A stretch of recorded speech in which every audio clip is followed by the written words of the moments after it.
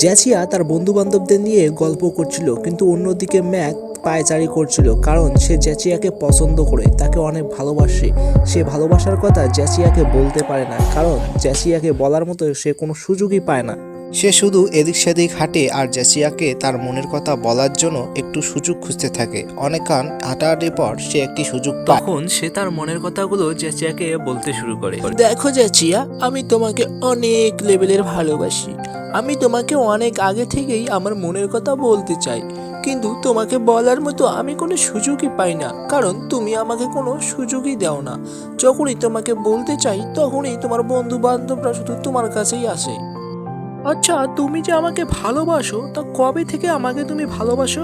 আর ভালোবাসা কি মুখের কথা নাকি? কাউকে ভালোবাসতে হলে মন থেকে বাসতে হয়। তুমি কি ভালোবাসা মানে বুঝো? তোমাকে দেখেই তো আমার ভালোবাসার রুচি নষ্ট হয়ে যায়। দেখো চাচিয়া, তুমি কি আমাকে অপমান করছো? আসলে অপমান করলে তুমি করতে পারো, তুমি হাজারো কথা আমাকে শোনাতে পারো, কোনো সমস্যা নাই। কারণ ভালোবাসার মানুষ যদি কোনো কিছু বলে সেগুলো কান পেতে শুনতে হয়, কিছু পেতে হলে কিছু দিতে হয়। তাই তুমি আমাকে ভালোবাসা দেওয়ার পরিবর্তে আমাকে যদি গালি দাও, আমি রাজি আছি। আরে তুমি তোমার ওই মুভির ডায়লগ দেওয়া একটু বন্ধ করো প্লিজ। তোমার এসব ডায়লগ আমার শুনতে আর ভাল লাগছে না। আর শুনো, আমি অনেক কয়েকদিন ধরে দেখতেছি তুমি কেন জানি আমার পিছু পিছু আসো। খবরদার, তুমি আমার আর পিছু পিছু আসবে না, আর আমার সাথে যোগাযোগ করার কোনো চেষ্টা করবে না। কিন্তু তুমি আমাকে কারণটা তো বলো, কি কারণে তোমার সাথে আমি যোগাযোগ করতে পারবো না? একবার আমাকে কারণটা বলে দাও।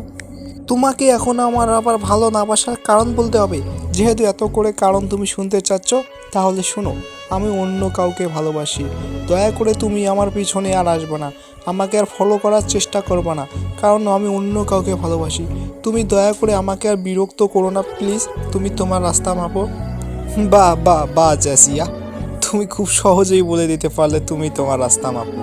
আরে আমি আমি এই মানুষটা দীর্ঘ 3 বছর তোমার পেছনে ঘুরছি। দীর্ঘ 3 বছর আমি তোমাকে ফলো করেছি। তোমার পেছনে ঘুরতে ঘুরতে আমি আমার দিন রাত সব একত্রে মিশিয়ে ফেলেছি।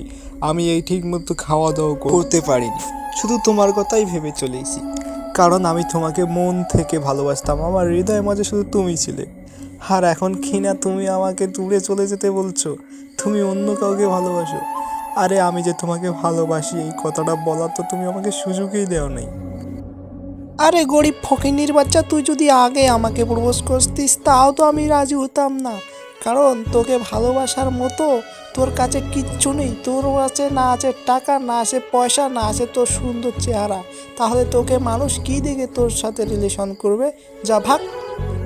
আজ থেকে আমি বুঝলাম যে ভালোবাসা শুধু মন থেকে হয় না, ভালোবাসতে হলে সুন্দর চেহারা দরকার, টাকা পয়সা দরকার। মন থেকে ভালোবেসে কেউ কোনোদিন ভালোবাসা পাবে না। তোমার পেছনে শুধু এতদিন আমার সময়গুলো বেকার নষ্ট হয়েছে।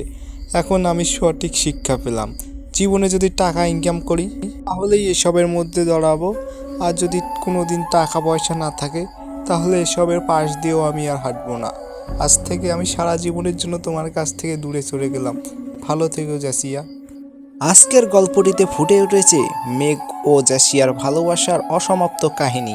অসমাপ্ত ভালোবাসার কাহিনী গল্পটিতে প্রকাশ পেল যে টাকা ছাড়া জীবনে কোনোদিন ভালোবাসা হয় না। ভালোবাসার জন্য দুটি জিনিস দরকার, এক হচ্ছে সুন্দর চেহারা, আর দুই হচ্ছে টাকা পয়সা। তো গাইস, আজকের ভিডিওটি ছিল এ পর্যন্তই। নতুন কোনো ভিডিও পেতে চ্যানেলটি সাবস্ক্রাইব করো। আর হ্যাঁ, এরকম ভিডিও যদি আপনাদের ভালো লাগে তাহলে কিন্তু কমেন্টের মাধ্যমে জানিয়ে দাও। আর হ্যাঁ, লাইক কিন্তু অবশ্যই দিও।